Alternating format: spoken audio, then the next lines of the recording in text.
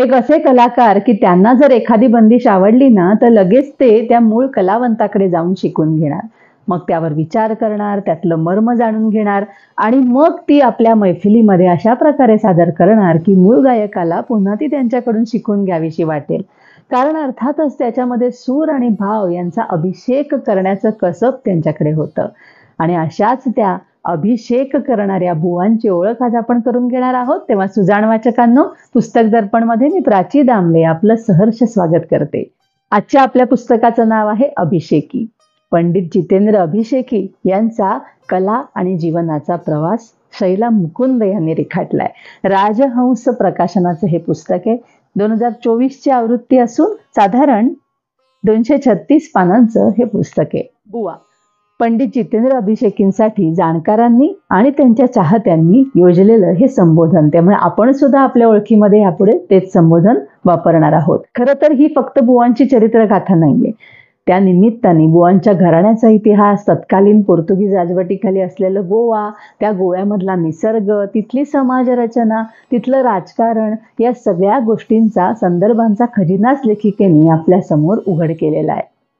नवाथे हे अभिषेकी कसे झाले हे जाणून घेता घेता आपण सुद्धा त्यांच्या त्या भव्य अशा चौसोपी वाड्यामध्ये वावरायला लागतो. पुढे मग बुवांच्या शिक्षणाची खडतर वाट, गुरुकडे केलेली संगीताची उपासना, साधना, अनेक प्रतिभावान कलाकारांच्या संपर्कात त्यांचं येणं, अशा टप्प्यांनी हा जीवन प्रवास पुढे चालू राहतो.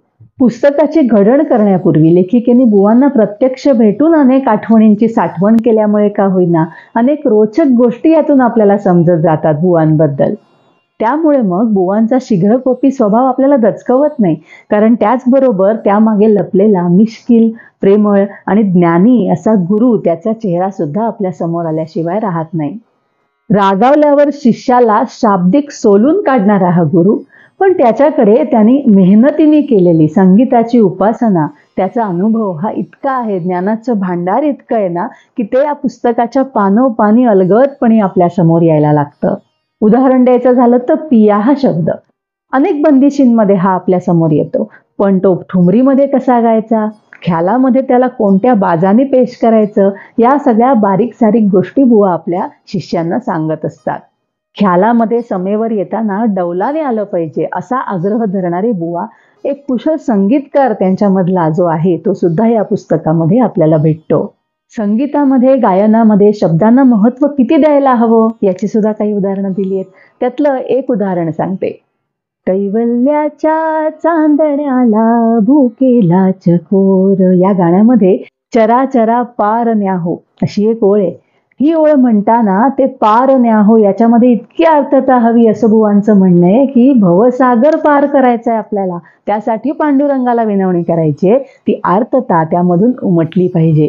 गमतीने ते शिष्यांना म्हणायचे, अहो पुण्याहून मुंबईला थोडंच जायचंय, भवसागर तरून जायचंय आपल्याला. त्यांची अनेक वैशिष्ट्ये आपल्याला वाचायला मिळतात. त्यामध्ये परंपरेचा अभ्यास करूनच नवनिर्मिती साध्य होते असं म्हणणारे बुवा, किंवा मग रियाजाची भूक लागली पाहिजे. वेळेचं महत्त्व गायकांनी जपलंच पाहिजे आयुष्यातही आणि गाण्यातही, अशा तत्वांवरती जीवन संगीत बेतणारे, कारण त्यांचं जीवन हे संगीतच होतं आणि संगीत हेच त्यांचं जीवन होतं असं आग्रहाने सांगणारे बुवा.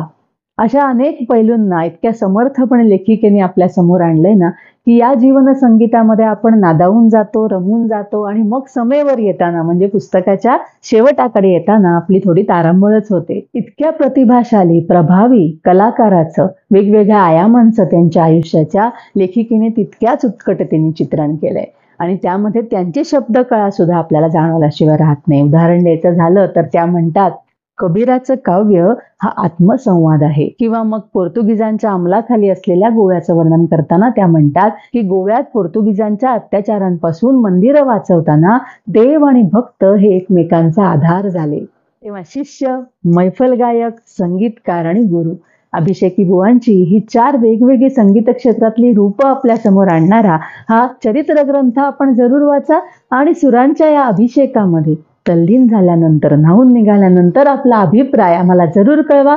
तोपर्यंत इथेच थांबते आणि आपला निरोप घेते. वाचकांनो, तुमचं प्रोत्साहनच असंच काम करत राहण्याची आम्हाला शक्ती देईल. त्यामुळे शेअर, लाईक, सबस्क्राईबचं टॉनिक तुम्ही आम्हाला जरूर द्याल अशी खात्री आहे.